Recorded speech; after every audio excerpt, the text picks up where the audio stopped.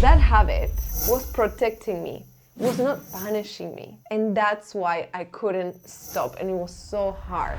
Hello, welcome.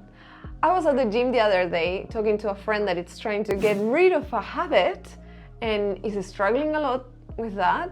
And she has been struggling for a few years. I told her about my story and she was like, oh, this actually is really helpful. You should definitely talk about this. So here we are. Welcome. I will be sharing in this channel tools and things that I wish someone told me before. If you're in the journey to improve your life, hit the subscribe button. I was also listening to a podcast about this, and Alex Hormozi and Chris Williamson, they were disagreeing actually. And Alex was saying that habits are something that as soon as you want to change them, boom, you change. As soon as you realize there is a better way, you can get rid of that old habit and change it for the new way. And Chris was saying, okay, but no, I don't agree with that. I think we do need to go deeper. I see there are two kinds of habits, and one of them are superficial, are a way to do things that you acquired when you were a little bit older and you just did it. And as soon as you realize there is someone else doing something better, I don't know, maybe it's a way to dress or a way to say and express. And as soon as you realize, oh, I actually like that better, you can get rid of that old pattern, replace it with a new one that you see it's better. That's the deal. Like, you can do that quite easily. But there is a second type of habit that you cannot get rid so easily, and I'll explain to you why. The second type of habit is a coping mechanism, that it's giving you something. So unless you detect why it's there, how did it got there to start with, and how can you replace that emotion, you're not gonna get rid of that habit, okay? Let me give you my example because I think it's a really simple way to see this, and I hope it helps you. I'm in my 30s and I started biting my nails when I was really young. And I mean, I couldn't get rid of this habit, and I tried absolutely everything for many years. I did the bitter nail polish, which I actually adore because I love mate and it's bitter and I actually like it. I tried with garlic, I tried with acrylic nails, I did all the type of nails that you can find in a salon.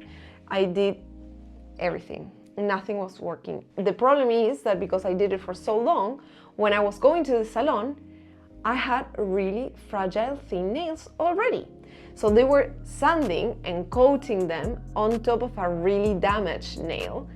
And a few months after, I was in pain again and I couldn't go through a full year of nails. So the habit was still there. Really hard times. And it might sound superficial, but let me explain it because I know that this can be useful for some things that are actually deeper than this. I was reading Marisa Peer's book, Tell Yourself a Better Lie, when I realized why I had that horrible, nasty habit. The thing is, I was around 7, I think. My memory went back there when I was reading. And I remember that my mom used to cut my nails really short because they would grow so fast. And one day I was in so much pain that I told my best friend at the time, and I told her, hey, look, I'm really in pain. I don't know what to do. Like, this is really painful. And she's like, oh, girl, that happened to me as well. And I got a solution for you. I just bite them. As soon as they grow, I bite them. So problem solved. She doesn't have to cut them. You got it, you know, that's it. That's how I remembered what was going on. The thing is, I'm no longer 7 years. I found the solution back then and I kept on using the same solution, the same strategy for 30 years without even realizing. And now that I say it out loud, it sounds ridiculous, but that's how it went. And I couldn't get rid of it because it was giving me a sense of control in my life at the time. And it kept going with me. And then it was really hard to understand, to get rid of, and to replace it with something else. And once I realized what was going on, I thought to myself, wow, okay. And I still couldn't get rid of it. But at least I had the knowledge that I needed to find a solution in a way, not to just deal with the habit, but with the underlying emotion that I was after. And I know this is superficial, and I know, but if you can read the book, there are really, really good examples there on how you can apply this in such a deeper level, because she's doing hypnosis and treating really, really big issues with the same framework.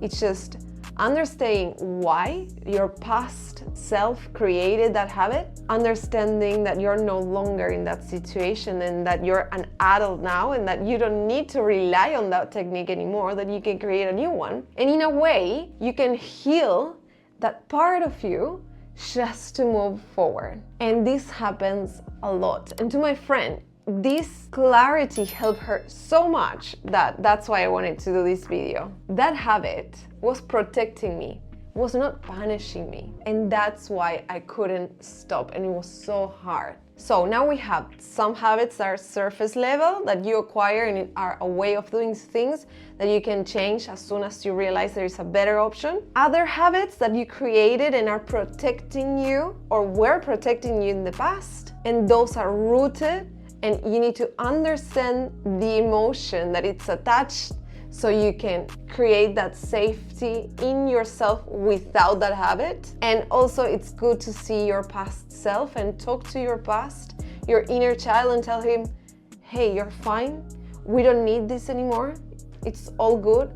I'm the adult and I love you so much, because sometimes we needed that. I think I wish I knew that my mom it wasn't against me. I know that she had many things going on and she didn't do it on purpose. I love my mom. She was doing her best, but affected me in a way that she probably couldn't not even know. And the third thing that I recommended her that really helped her was to write it down. Awareness doesn't come with overthinking.